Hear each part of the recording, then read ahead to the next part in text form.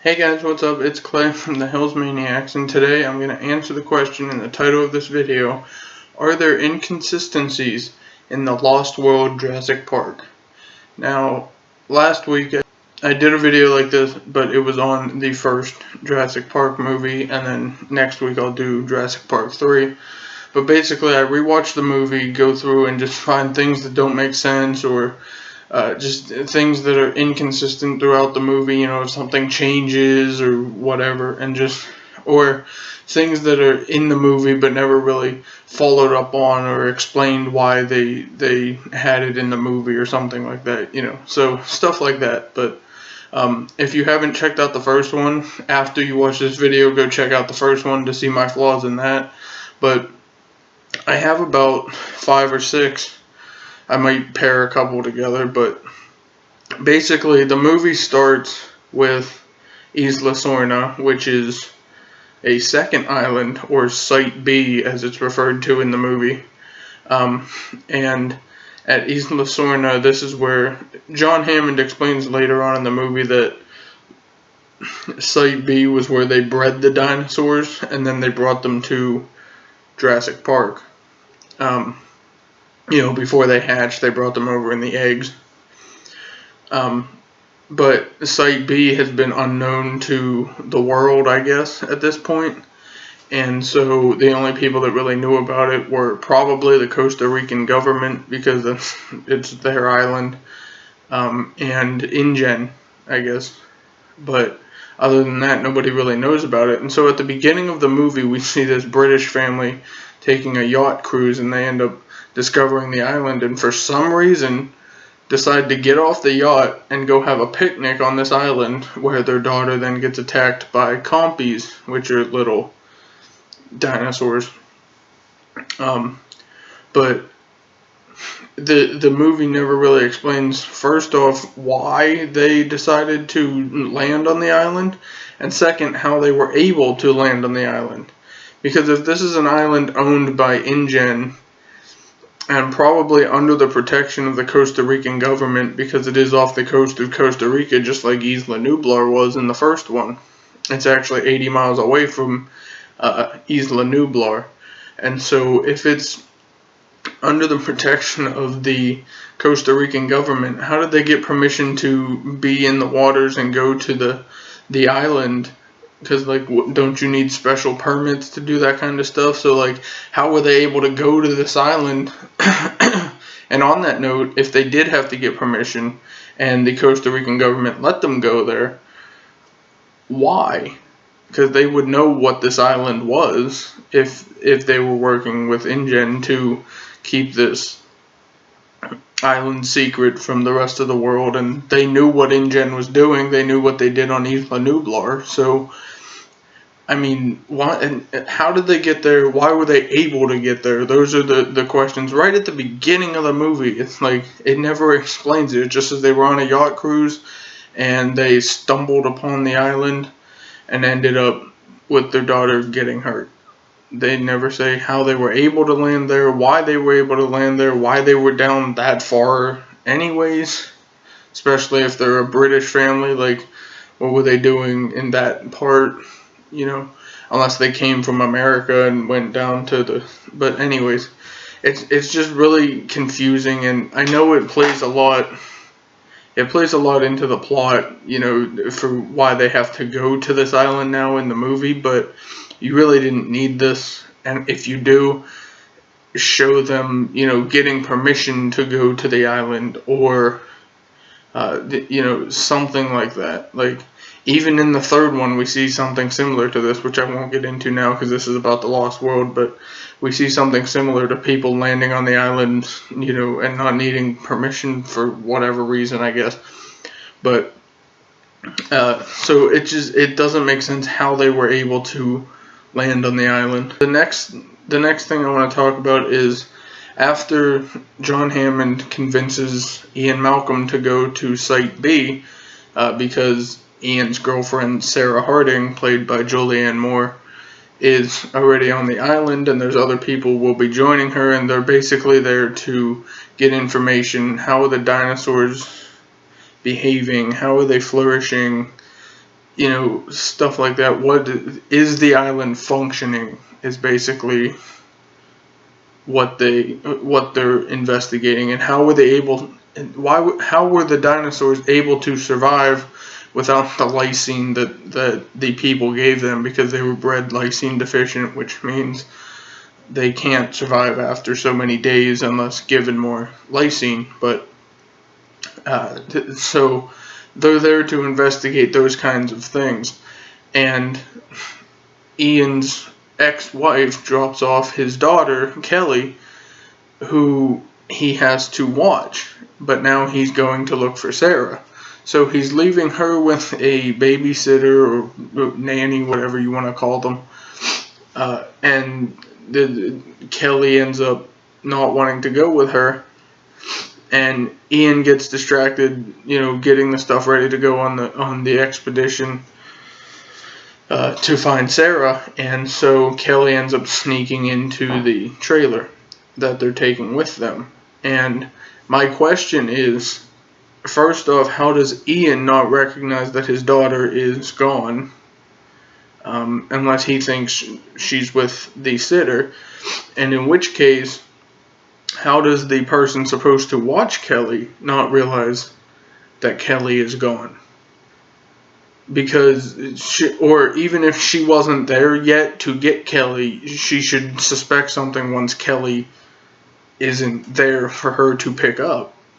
And so she should call somebody, even if she can't get a hold of Dr. Malcolm, get in touch with the girl's mother, or get in touch with the police if she's missing or something, But nobody ever says anything about anybody even noticing that Kelly was gone. So is this just a lot of adults don't care about Ian's daughter? Like, is nobody paying attention to her?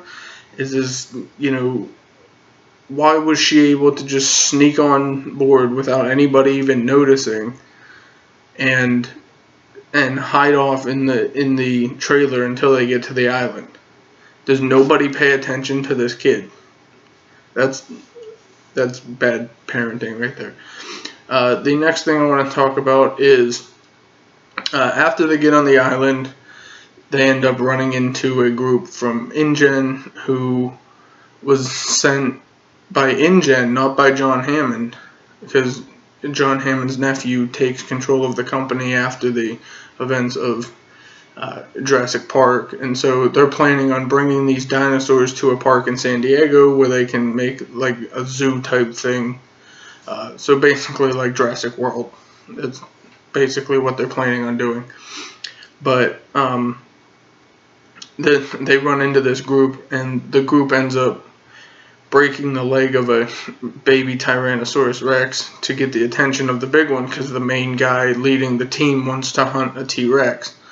And so they're trying to get the attention of the parents. Well, the group that Ian Malcolm is with ends up rescuing the baby, and the T-Rexes come and think they stole their kid and all this other stuff, and a lot of details I'm not going to get into. But anyways, the T-Rexes end up pushing the trailer off a cliff, which, if I'm learning one thing about T-Rexes from these movies, it's not about how they live, it's about the fact that they love pushing vehicles over cliffs, because we see it in the first one, we saw it in the second one. But anyways, so there's a point where they're all in the trailer and the T-Rexes push it over the cliff, and they're all holding on to stuff, and then the glass below Sarah ends up breaking, and she's about to fall like to her death, and Ian Malcolm ends up grabbing onto a strap of her backpack, and she's holding on to the other end.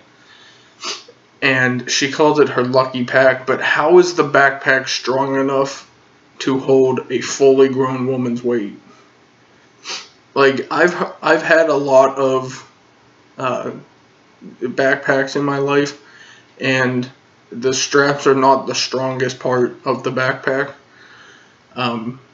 So it just, I get it's for the movie, and we see it again in Jurassic Park 3 where somebody gets saved by a bag, and I guess it could happen, but it's weird to see somebody, because they're not holding on to the backpack itself, they're holding on to the straps of the backpack, which You got one guy pulling on it with all his might on one side, and one girl holding on to it on the other side.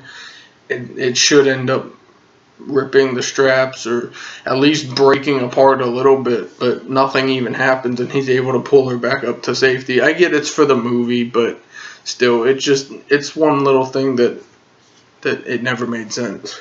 The next thing I want to talk about is on that group I just mentioned from InGen that's there to bring the dinosaurs to the park in San Diego. There's a guy named Dieter, Deter, I think it's how you spell it, or something like that, but he ends up going off into the woods to use the bathroom, and he tells a guy, come find me or make sure you don't leave without me, because they were all resting, but the guy he was talking to had headphones on, so he didn't hear a word he said. Well, Dieter ends up getting lost in the woods, and he's hollering back for Carter, the guy that he was talking to, and he said, Carter, if you can hear me, tell me where, say something so I can follow your voice back so I don't get stuck in the woods. And he's hollering really loud. I mean, like, everybody in the group should have been able to hear him, even if Carter couldn't. And that's my question. Does nobody hear him? Is everybody else, like, just not paying attention to where you just drown out a voice in the background hollering for help? I get he's yelling for Carter, but still, if you hear him yelling Carter and you notice that Carter's not responding, you should probably then get the attention of Carter and say, like, hey, somebody's calling for you, check it out, and then Carter would, pay attention. But nobody on the team, and they now have 4 extra people with Sarah, Kelly, Ian, and Nick, the other guy that they were with, and even those 4 don't hear him hollering. So either the crew really doesn't care about this guy, even though he's second in command to Roland, or this was just a plot of the movie just to have this guy get killed by dinosaurs, basically. But how does nobody hear him? Because even later on in the movie, when they're all moving and they notice that he's gone, Roland asks Carter, like, when did you last see him? And nobody even noticed he was gone. So, like, did you not hear him yelling in the woods to think to help him? It's weird. The last thing I want to talk about is, after they escape and they end up getting back to the mainland on San Diego. I have 2 more points, but I'm going to combine them into one. Roland ended up tranking a T-Rex. And so they bring the baby T-Rex from earlier and the male T-Rex that he captured. They end up bringing them back to San Diego. They bring the T-Rex back in a plane, or the baby in a plane and the T-Rex on a boat. Now, we see the boat ends up crashing into the dock, and the crew is dead. And so basically, the question I have is, if the T-Rex escaped its cage, how did it manage to kill the crew in the cabin or whatever? But it's the little area where the wheel is and all that stuff. And they're all dead. I mean, we see the guy's arm on the wheel. We see and the security guard that checks the thing even says the crew's all over the place because they're just bits and pieces, but nothing is destroyed. And then there's a guy outside who has a button to close and open the cargo hold. And the cargo hold has, it's where they keep all the equipment and all the cargo and stuff that they're transporting.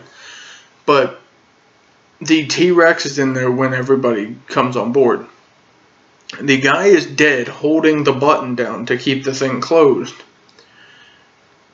How did the T-Rex get in there for him to close it. And if the T-Rex was in there when he closed it, then how did he die from the T-Rex? Because there was only one T-Rex on board. We know that, because they brought the baby back on the plane. So they never explain like how any of these people died, because we've seen the destruction a T-Rex can do. Something that big would not destroy the boat, or would destroy the boat if he was loose and attacking people. So like, what killed the crew? I'm not saying the T-Rex didn't, I'm just wondering why the boat wasn't destroyed. And on that note, we see the boat come crashing in. The boat still moved without the crew. Like, I don't know about boats, I don't know if there's a thing on a boat that they could have had, kind of like an autopilot type of thing, where it goes and he's just there to steer it out of the way of an iceberg. I don't know. But how does the boat still move without a crew? Like, you figure it would stop. And that whole thing with the guys laying there dead, it's like, how does the T-Rex kill them without even destroying the boat? And then the guy outside, how did the T-Rex get in the cargo hold if the guy was already dead? And if the guy wasn't dead yet, how did he get the T-Rex in there and then die? Unless the T-Rex chased him in there, attacked him, he managed to escape, pressed the button, the T-Rex stayed in there, and then he died. But they never explain this. Like, if you're gonna have this scene where you see the crew dead on the boat from the T-Rex, at least explain like how it could have happened. They explain that the T-Rex woke up because they gave it the wrong medication or something like that. But still, you have these dead crew members and nothing to explain how they ended up dead. Anyways, guys, that was I hope I answered the question. Are there inconsistencies in the Lost World Jurassic Park? And my answer is yes.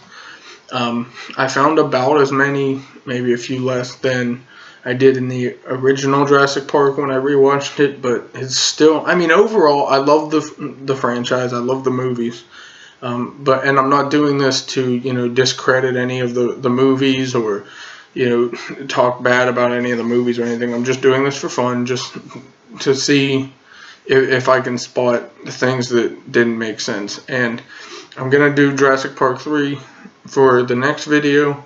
If you guys want to see other series, let me know what else you want to see. I could do any movies really for this. So I hope you like this video. Leave a comment on what else you want to see. Make sure you check out the Inconsistencies in Jurassic Park video that I did.